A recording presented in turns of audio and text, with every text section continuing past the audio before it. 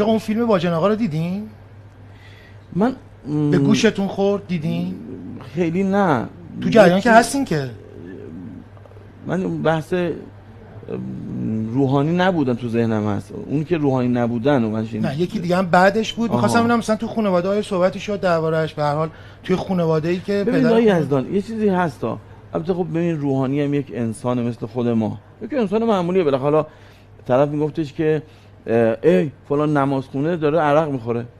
آقا چرا نگفتی یه عرق خور داره نماز میخونه؟ ببین دیدگاه زاویه دید خیلی عجیبه ها. شما نگاه کن میگه چرا این روحانی این کار میکنه؟ میگه بابا یه جوونی رفته روحانیش داره این اشتباه داره انجام میده. مثلا برفرض نمیخوام اصلا توجیه کنم، هزینه‌اش آخه خیلی بیشتره. قطعا. اما این نکته‌ای میخوام بگم. میخوام عرض کنم که بالاخره نمیگه انسان حالا. اما یه بحث دیگه هم هست. بحث رسانه. خودتون دیگه استادید دیگه. من نمیدونم بحث الان جدید که این هوش مصنوعی و طرف تصویر و حرف چیز دیگه از صوت میزنه داستان هم هست. باید احراز بشه این قضیه.